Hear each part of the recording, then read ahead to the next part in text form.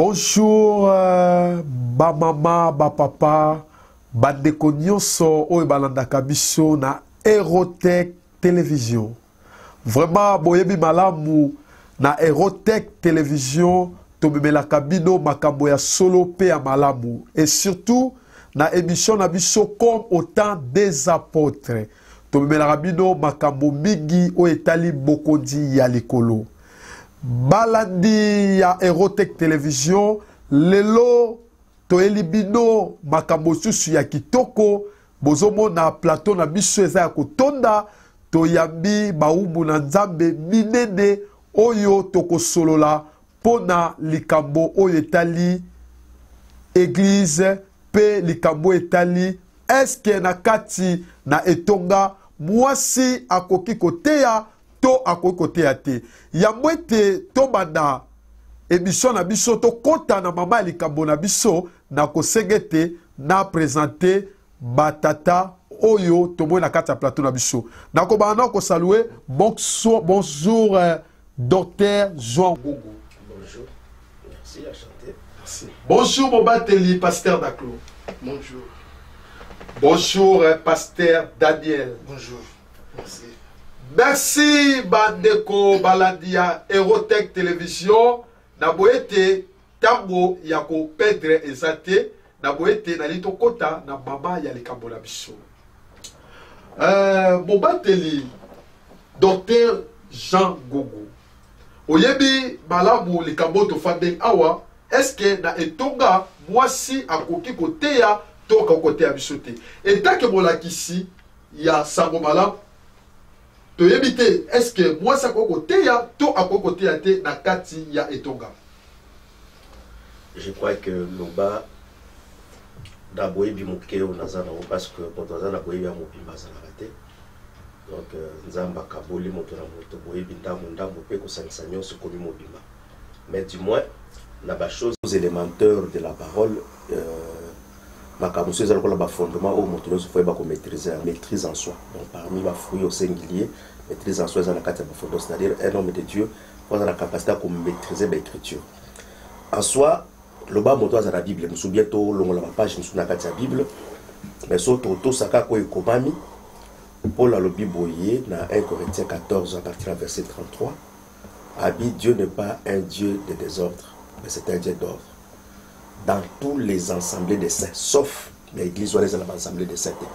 Pour naïe, ce qui moi si até à la carte de l'église et c'est qu'elle va longola va vexer na carte ya Bible. C'est vrai, bien-aimé dans le Seigneur, l'apôtre Paul a marché qui a parcouru qui ba église na temps naïe. Et puis a koutana qui pe na ba circonstance na ba temps. O a koke ko intervenir, bien-aimé na ba circonstance wana ya ko interdire biloko ebele dans les églises telles qu'azako kuta yango. Mais en réalité, par rapport à ma connaissance, comme nous disons, nous connaissons en partie et nous prophétisons en partie, j'ai du mal de maîtriser pratiquement les écritures, mais je dis que la maîtrise de soi, j'en ai, parce que c'est un fruit de l'esprit.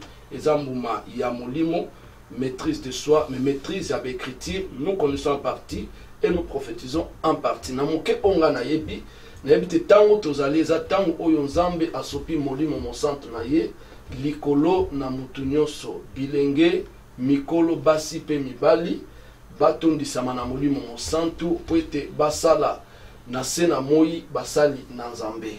Bible lobi a les fêtes de toutes les nations mes disciples. Un disciple c'est un écolier, c'est quelqu'un qui est là pour apprendre et apprendre pour servir. Yango wana mokona Pentecôte tango molimo mosantu akitaki Bible lobi ete basi mibali batondisamaki. Basi mibali batondisamaki na molimo mosantu. Et ça n'est qu'à pas bibalité, ça n'est qu'à pas basité. Liloba na boka na yo tango molimo ekitaki bokolo ya Pentecôte, Mobateli pasteur d'accord lobi ekitaki kaka epa bibalité ekitaki epa ipe ya basi. Loba wa boka yo docteur Jean Gogo. Il y a au moins na bozonga sune bandeli Paul a lobi je crois bien dans 1 Corinthiens 1 verset 1. Dans azoloba mikando a commune église ya Corinthe, Paul a lobi boye abisika nyonso baza ko évoquer le nom du Seigneur. Donc c'est-à-dire leur trop pour la Komaki dans l'église à Corinthe, comment pour l'église à Corinthe était. Ce qu'on est Corinthiens 1. Dans le but que si Canyon se fait pour évoquer le nom du Seigneur. L'apôtre Pierre à l'obi, il a 2 Pierre 3. À l'obi, Bapébélé, na makambo Paul azokoma, bato baza mal affermi, baza ko tordre de sens à écriture. Baza ko tordre de sens à écriture au Paul à comité, baza ko tordre plus sens à l'écriture mususu, reste à l'écriture mususu. C'est-à-dire ils sont moto à comprendre Paul té, à comprendre Pierre té, à comprendre Jacques té, et à comprendre Batini mususu té. Il y a une différence entre le ministère et le Pentecôte. Vous battez, esquisse. Ceux qui vous comprennent, Paul était à vous comprendre déjà qui t'a comprendre Pierre était le bandit. Pierre Moutalobi été. Pierre Moutalobi. Pierre Moutalobi qu'on a des Pierre, t'as 2 Pierre 3. À Biboye, Makamo Paul a comme ça difficile. Bateau baza mal à faire. Bateau tort de sens à l'écriture. Quand il y a Paul T, et les autres écritures. Donc si on t'a comprendre Paul T, à comprendre le mot parce que Paul a le bil Kamobo. Abiso Moutazo croire qu'à prophète. Si on t'a croire qu'à inspiré. Aïe battant Paul a zo que ça va se battre à que Makambo n'a commis et ça commandement du Seigneur. C'est-à-dire les commandements, on ne la négocie pas. Donc, les camomoko très simple. Dans la Bible, dit que nous avons répandre l'esprit, c'est tout est cher. La servante, la serviteur. Il y a une différence entre le Pentecôte et le ministère. Christ a le Bible. Personne n'est monté au ciel, c'est que le Fils de l'homme qui est monté dans le ciel, qui est descendu sur la terre et il est dans le ciel. Puis, dans Ephésiens 4 à le Bible.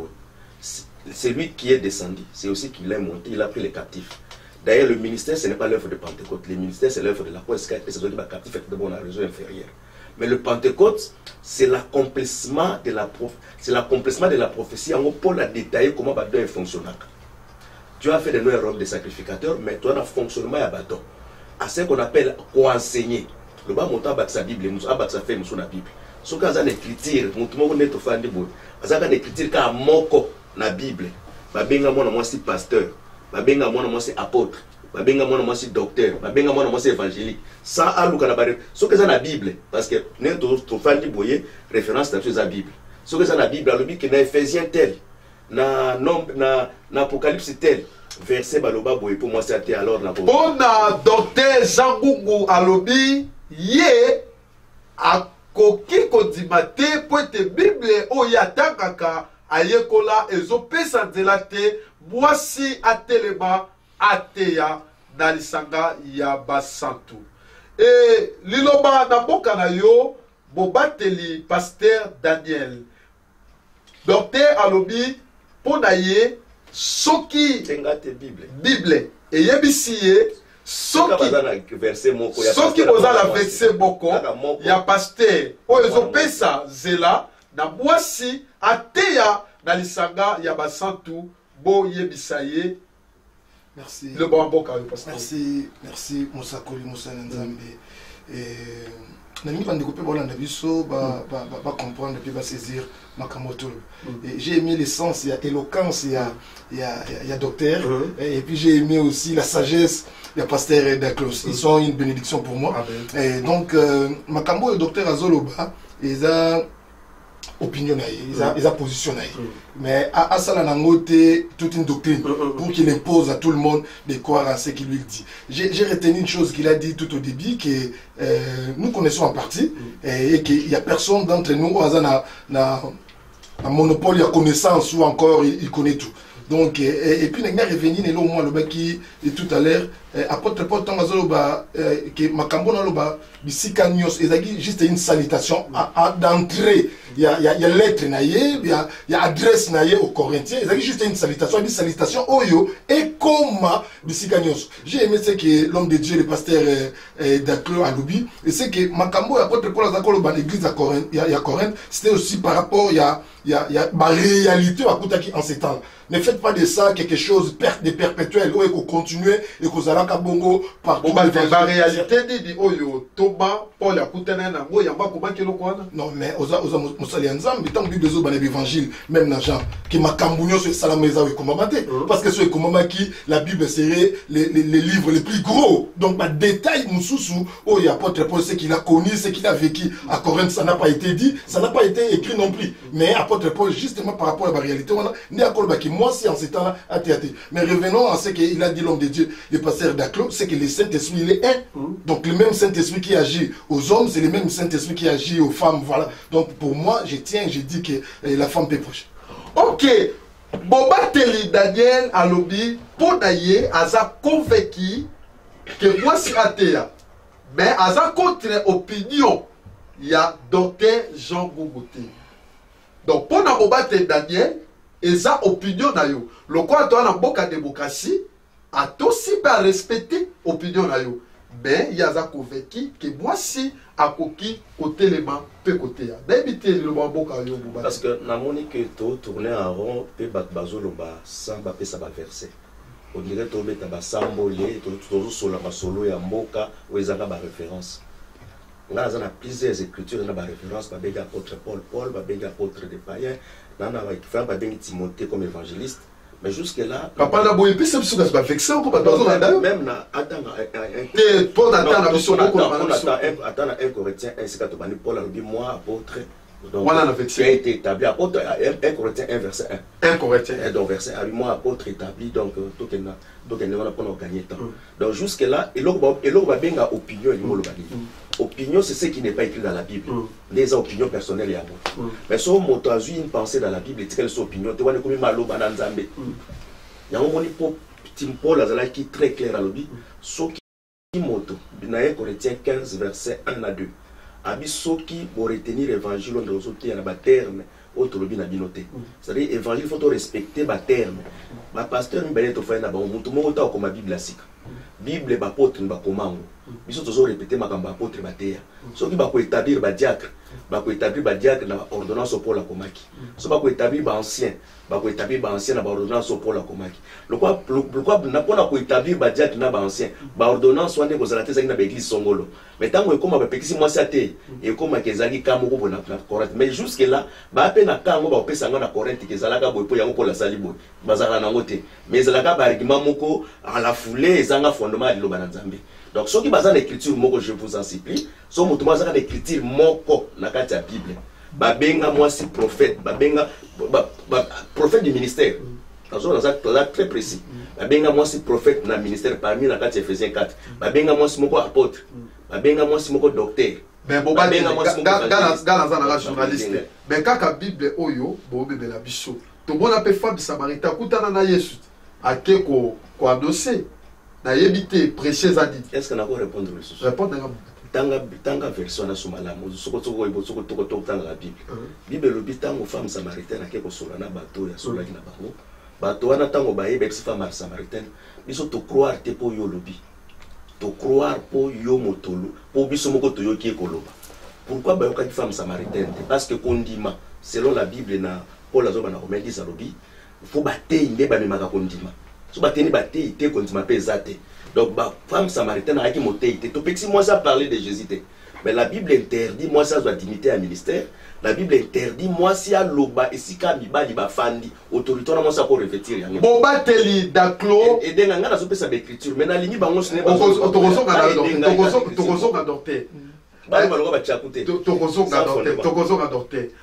Boba Teli, révérend pasteur Daclo. Docteur Jean Koubalobi, yé a boité, a péticité. Voici à l'obéla Yesu.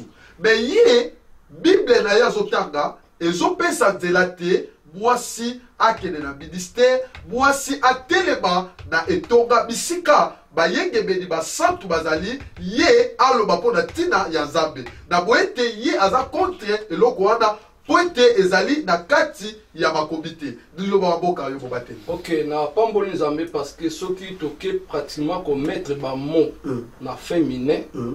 Ils ont la place babengi sentinelle, la sentinelle. Mais ça toujours moi na mobali. Mais babengi la sentinelle. Alors, soto loba ki sentinelle peut pas changer on a masculin. Ba couper en haut, je ne sais pas français peut-être on te salue sur défaut. Mais quand tu loba pe likamba pastoresse, na apôtresse, vraiment c'est normal pour nanga. Ba ko benga moi si ya moi si apôtre sans que baba ki sa s na suka. Mais quand tu as ministère bien aimé dans le Seigneur, c'est le même esprit. On va agir dans moi si peu dans mobile. C'est le même Dieu qui a établi na Senamo Itenga Lobi qui fait de ses serviteurs et de ses servantes. Donc il répand son esprit sur ses serviteurs et sur ses servantes. Et c'est le même Dieu qui a fait de nous un royaume des sacrificateurs dans Mukanda Apocalypse chapitre 1 verset 6. Bien-aimés dans le Seigneur, ce dozongi par exemple dans 1 Corinthiens 14, na Senango Bisika va parler sur la femme dans l'assemblée des saints ou dans l'église des Corinthes. Bible dit que les femmes se taisent dans l'assemblée, bas l'obaté, bas se taire, parce que cette parole n'est pas parvenue à eux. Et ce n'est pas à eux seuls que l'obawana et yaki. Ceux qui balingi bas éclaircissement, bas zonga kutuna mibali na bango na bandako. Par là, moi j'ai compris qu'il y avait une classe de femmes à laquelle la parole était adressée. L'orgueil de la femme des anciens. Et pour ça qui battent les mains dans l'église, ça dit n'importe quoi. Parce que beaucoup de choses qui s'est passées dans l'église. Beaucoup de choses étaient circonstancielles dans quatre églises à Corinthe, telles que dans Mukanda 1 Corinthiens chapitre, je crois, 5, verset, je crois, 6, tant Thomas Paul Azo parlait sur un homme, un monsieur.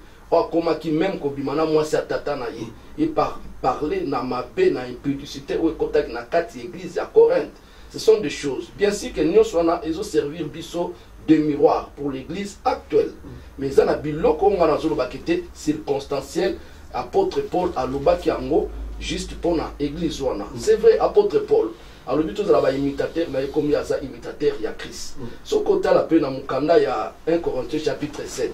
Tant l'apôtre Paul a dit que si quelqu'un consent de prendre sa femme, sa fille pour femme, à moins que moi, on a un colis, un âge, et que il monanité. Donc, s'il veut la marier, qu'il la marie. C'est l'apôtre Paul qui le dit.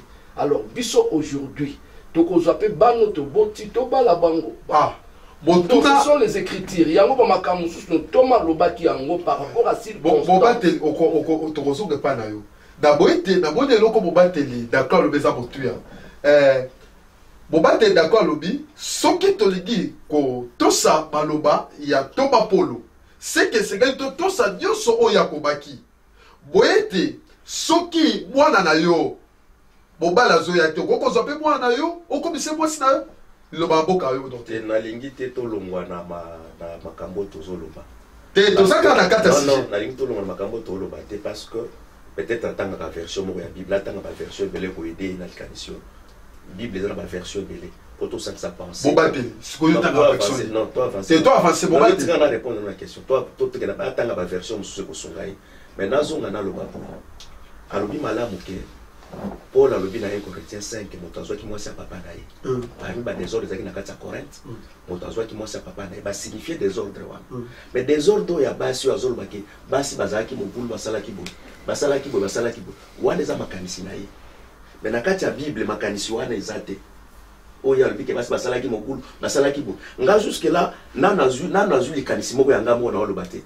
Makamio sur nazo le banga nazo sur source na mo na qu'à Bible. Donc, na pesi na zongi c'est lié sous question, na soka répondre na nango. Pasteur, na kwa comme ça mon pasteur cité. Pasteur ba garder ango na sengi ndenga lobi wana. Apesa ngaka pasteur moko ya mwasi na kati ya Bible, pe a edengai évangéliste moko ya mwasi parce que na Bible ndenge toza ko to ba référence na chose ya Bible. Ngana continue kanisa na kaite. Bon bateli pasteur Daniel.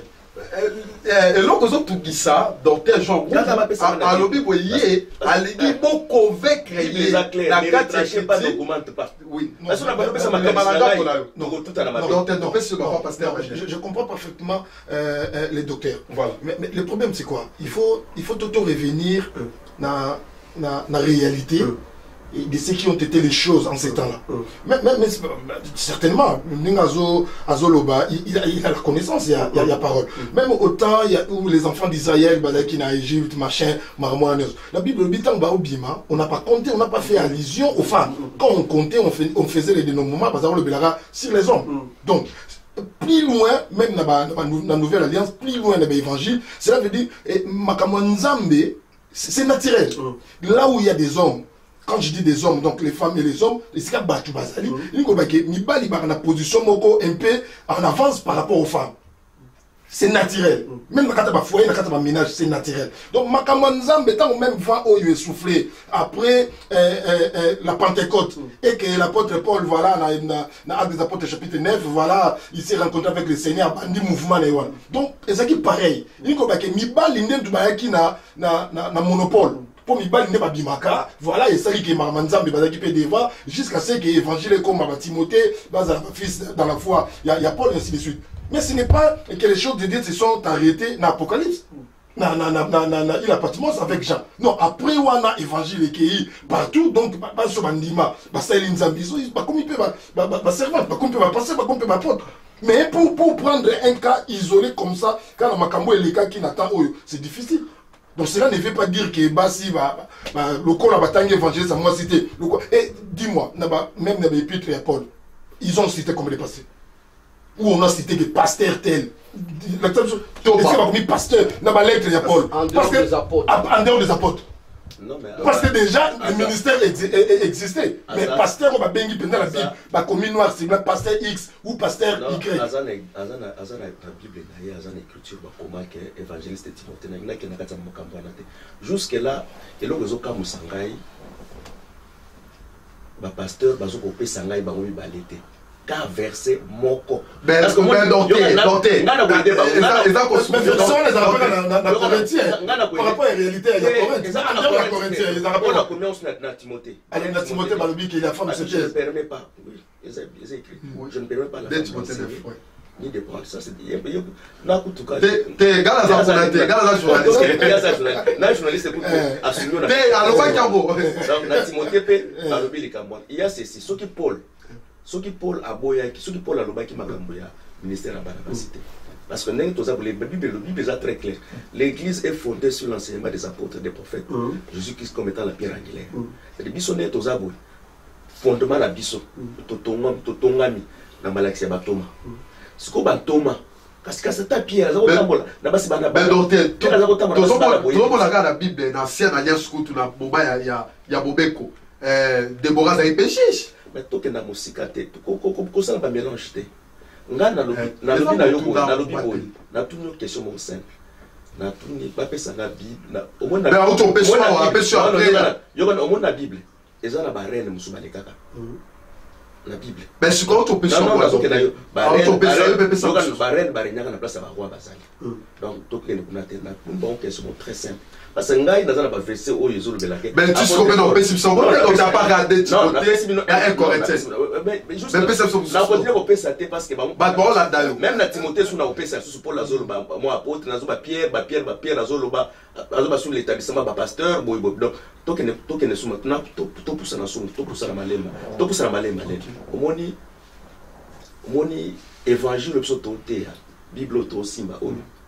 Ils ont des lettres, comment on église à Congo, comment on église à France, il y a des lettres, comment on a l'église. Mais le Paul, il a en tête, quand il a banda dédié à lettres, il y a des saint bazali. Il y a invoquer le nom du Seigneur. Le bas bazal a l'église de sainteté. Ou bien Makambuya Paul, parce que mon Bible est contre dans les lotés. Bible est contre après enlèvement. La Bible est contre après enlèvement. Ceux qui bango basi ba passer la Bible ba verset à Paul wana comment makamba base parce que ce kotanga Bible kotanga Bible mutu musa koza na Bible mais ça passer la verset donc na kotanga ngol souté je ne peine pas la femme d'enseigner abi wana Paul ba na connaître papa bobate awa docteur auto loba wa bido na bobate Daniel bo passer la verset wana et puis yo kana gaite docteur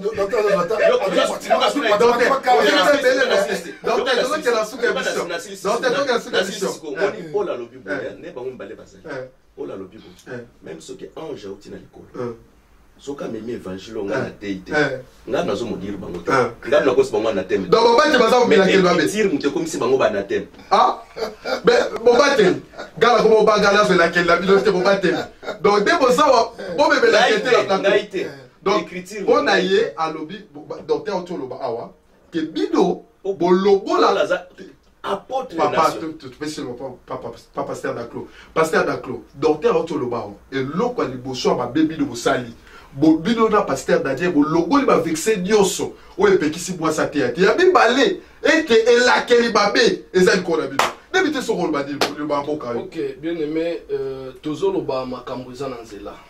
Parce que. Mais parce que dans le moment, il a bien la plateau. Papa, biso banga son biloko wana te. Ah, ok. Kala obanga pasteur. Ko banga eloko te. Merci. Ko banga eloko te to na nzela. Merci pasteur. Omoni tant ya ba apôtre. Autres parlent même sur les actes des apôtres. Et qui période moko ya transition, ya naissance ya église. Période ya changement ya temps. Période ya changement, période oyo ezaki non touti na temps tel touti na temps oyo tozokota na temps mususu. Donc, Batouba vivant qui a une transformation, on a changement, on a, ce sont les apôtres. Il y a un apôtre, qui est même dans la synagogue, la synagogue. Mais en réalité, nous, l'église, nous avons célébrer ni na katia ba temple ni na katia ba synagogue. Mais l'apôtre est un Seigneur. Oba yambaki molimo centre mokola Pentecôte, bazako kende kokota na ba synagogue.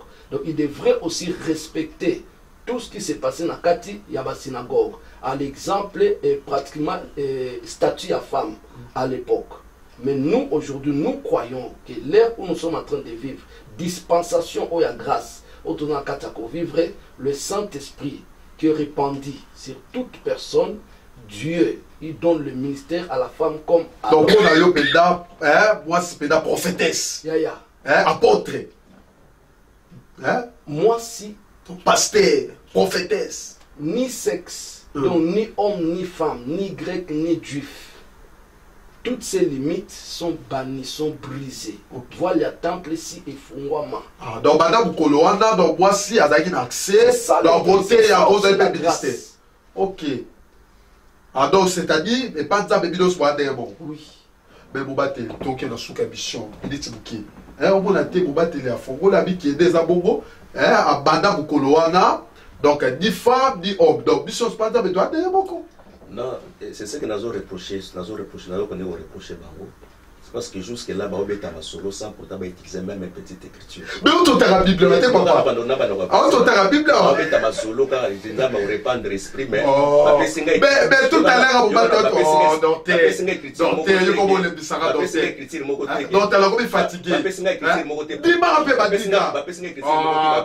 Donc tu as dit bataille donc Bible nous terre la reconnaissance donc ah oui nous avons le banambo comme ça. Oh là le bible fondement ba Paul basiba posa. Biso to tonga kande likola fondement. Donc bango ba opposer fondement sikate. Parce que fondement basiba tonga na ba apôtre. Biso toza ko édifier ne ba mur likola fondement. Et puis pour si ça. Donc on était le battre là on fait ça yo. On sait pas Paul on qui dans le bible on a si ça pour na zo maluba milité. Nzambe soki alingati na messager même ange. Na nzamba tinda ange mwana mwasite. Donc ange pas basi belle bazala. On a expliqué. On a le messager, mais un ange. Quand on a la Bible, je crois que on a ton autre même sur l'autre. Là, nous avons un ange à moi. Donc, ange à la balle à moi aussi. T'es on a relaxé. Non, non. Donc, ange à moi, ça pas. Ange à moi, ça va la rater. Il y a un balle d'ange. Non, non, ange pas à la. Mais si vous avez un lingati na ange. Mais vous battez le trou les canons, il est important. T'es les canons, t'es. Vous battez tous à notre côté. Si vous avez un lingati na ange, à visiter Moutou. À la tanzo toi qui bon Moutou. À la cam bail. Parce que ange va la tanzo toi qui bon Moutou. Mais parce que Daniel, c'est que ange à mon bal azala. Parce que bon Gabriel azala mon Gabriel azala mon j'ai découvert aussi un docteur c'est sens et arrogance parce que je m'excuse mais voilà la découvrir que le docteur il est trop arrogant dans le sens où Makambo Nyonso pasteur de classe Zoloba il y a quand même Moussa Lianzalo il a la connaissance. Quand il fait allusion à des choses qui sont écrites, du coup, Azoé Bambamo qui m'a commandé de Kwazoloba, ils ont un Jean, ils ont un Mathieu, papa il quand même sur 5 minutes. Ils ont un Bakouk, ils ont un Joël. Mais dire que Banda Oloba, Balobia tel au côté, tout ça va passer passage j'étais, mais tout ça la bongo par rapport, il y a tant. Les minimum pour la notion, pour le respect, il y a tant. Mais quand le docteur Bakeno, de Vanagawa, Bazo Belo, pour moi je trouve qu'ils ont arrogance. Mais à propos, il y a un loco yo, à propos, il y a un loco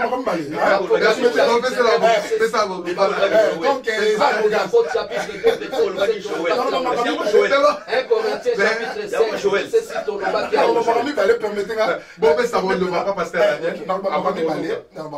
c'est que ça fait un bon moment depuis que je suis pasteur, ça fait plus de 14 ans, et débat est aussi là. Voilà.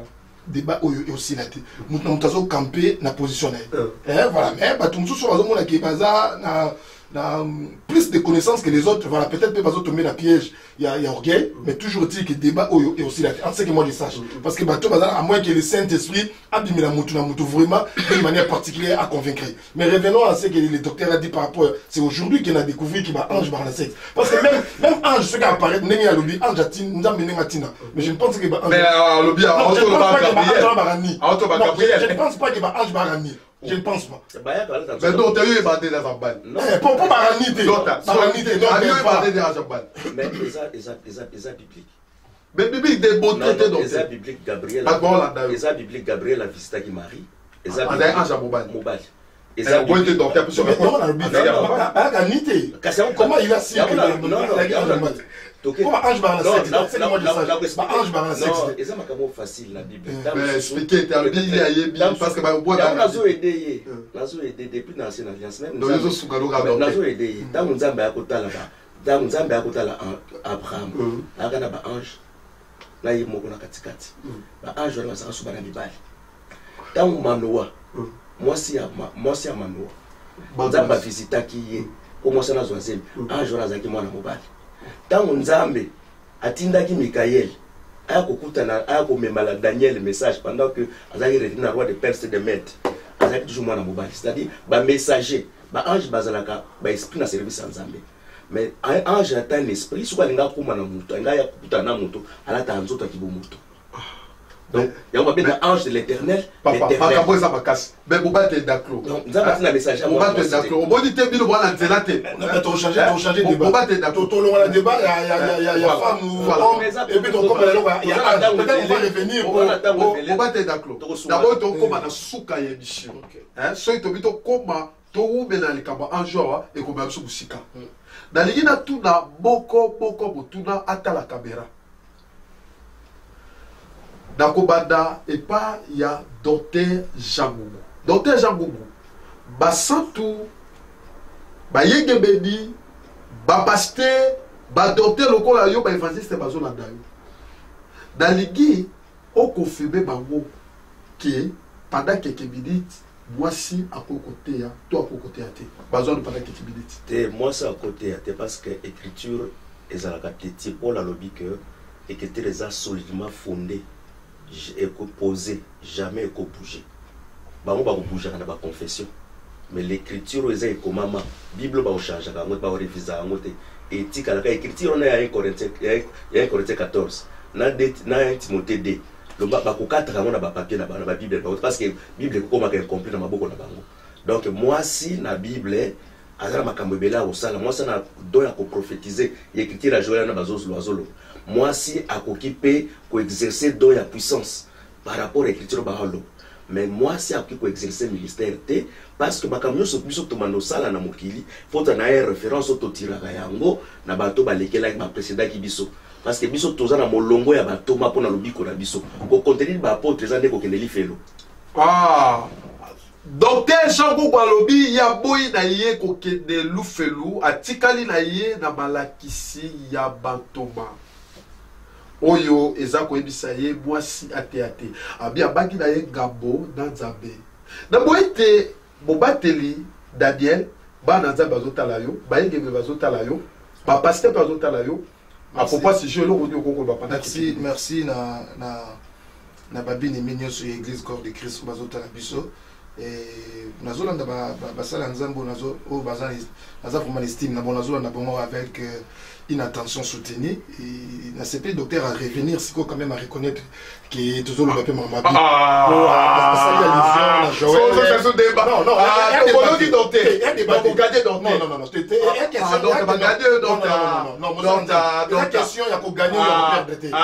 dit les buts non les buts ça qu'on éclaircir mais c'est bien parce que question il y a qu'on gagner non pour na ibandeli alors que là docteur toza na ba support moko biblique Mais après,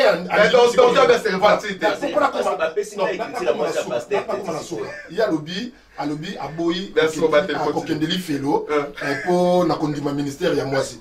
Mais surtout, dans la Bible, dans l'Apocalypse chapitre 22, je crois, verset 15, si je ne me trompe pas, tant que la Bible, il y a des banda qui hérité royaume. Bible le belité que bateau bana basso ba exercer ministère. Bible le belité ba pasteur ba soutenir ministère des femmes ba ozali bana. Bible le belité ba chanteur, ben pidi. Je crois Bible que soit on croit. La Bible là s'il vous plaît. Ah ba gadio ba dio on chanter. Ne retranchez pas. On va retrancher des faits. Na retrancher des tant Bible le belité dehors. Apocalypse 22 15. Et autant bateau, s'il vous plaît, docteur. Docteur, respect à Yamalba Moufia de Romsous. Tant que Bible sur le bateau, bah vous allez banda. Donc Bible l'obélité qui va pasteur ou va soutenir. Pour Bible bangité, Bible est clair. Bible est clair. S'il faut tous les esclaves, il y a Bible tous les ambitionnés. N'ayez pas dit mais la Bible, Bible bien les banda, bah enchanteur, bah impidique, bah ivrogne, voilà toute cette liste. Mais Bible l'obélité base sur bah exercer ministère, puis bah pasteur va soutenir. Donc ok, merci. Pasteur Daniel Lobi, Baroque de nous fait lutter, tous sous qui ça, et Paya, Bobateli, Daklo. Pasteur Daniel Lobi, Baroque de nous fait lutter, pointe Bazana Dzela, Bazo Sala, Oyo, Bible et Lobi, Lokola Bokolo, Ya Patekote. Boli Bokita qui Paya Basi Bibali, Wana Lilobe Outi et Paya Pasteur Daniel, Gana Nangaka journaliste, Bobateli Daklo, Talaba Nanzabe, Basantu. Gloire au Seigneur, na Pamboli Nzambe, na Pamboli présence à Dr Jean Gongo.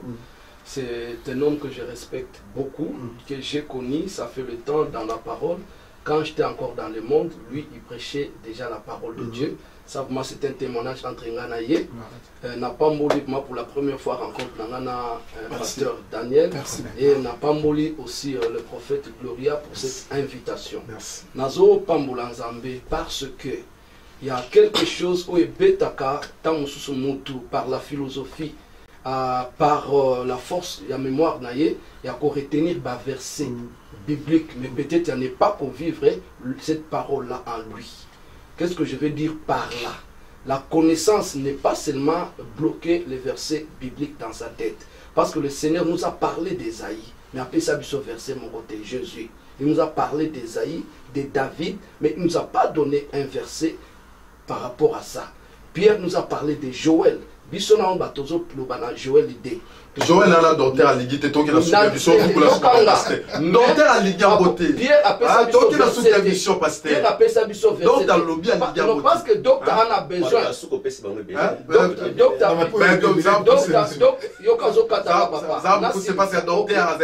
Parce que docteur a lobby sur ton PC et ton PC na verset. Mais n'a pas sa parole de Dieu. Docteur à l'iguité en beauté. Papa t'es abouti. N'a pas sa référence na parole de Dieu.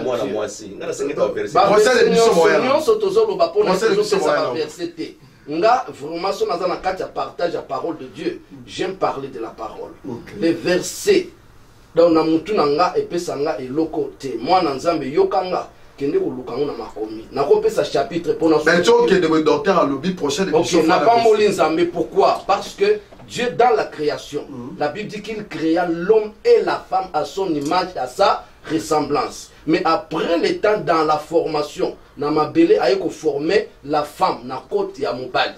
Mais la femme au ya première dimension, na au ya seconde dimension ba même chose té. Au ya sexe. Yango na misu na nzambe vraiment sexe et contaka té. Sexe azana impact té. Ce qui n'attend la loi ils allaient compter, mais n'attend grâce aux gens pour vivre, sexe et se compter. Il a répandu son esprit sur toute chair, sur ses servantes et sur ses serviteurs. Il a fait de nous un royaume des sacrificateurs. Ok, un sacrificateur. Azana doit à côté les mains na etumbelo atumbambeka. Cela veut dire a panza sango malam ate ya liloba na nzambe a chama boko likona babeli babika. On a kokoloba yangona ndeko moi si o yaza dans le ministère naza ko encourager. Merci Bobateli pasteur Daklo bisodioso tozigolu yako kota na royaume ya ba sacrificateur. Merci Bobateli Pasteur Daclo. Merci, révérend docteur Jean, pour nous répondre à l'invitation. Merci. Vraiment, nous avons béni. Vraiment, merci. Et merci aussi pour l'invitation. Les grâce pour la mission dans la docteur. Il y a bien beau, il y a 4 ans à Paris. Merci, papa. Merci, révérend pasteur Daclo, pour nous répondre à la mission. Les grâce pour la mission dans la pasteur le roi beaucoup. Merci. Merci, pasteur Daniel. Merci, pour nous répondre à l'invitation. Merci, prophète. Merci, Nabad Dekodion, sur la Dibiso, sans oublier. On fait ça à côté, papa. Bon, c'est un papa. Papa, on fait ça à côté, ça va bien. Merci. Voilà, merci. Vraiment, et ça grâce, qu'on a la salle, dans la boca, de docteur Jean Gougou Boyebi, bien aimé, révélation et ça personnel. Donc, révélation et ça personnel. Donc, Zambé Apabola Bisso. Vraiment, sans oublier, il faut la respecter. Dans Pessa, merci. Dans patron de la chaîne, Erotech TV, Papa Jean-Paul. Pour la opportunité, pour la Pessibisso, tous les caca, des Sikoyo, pour la Kolobela, pour la Likabo Italie Royaume, il y a pas pour la Bisso. Merci d'avoir découvert ça. Zamba Pabola Bisso, prochaine édition. Dans le lobby, mardi prochain. Zamba Pabola Bisso.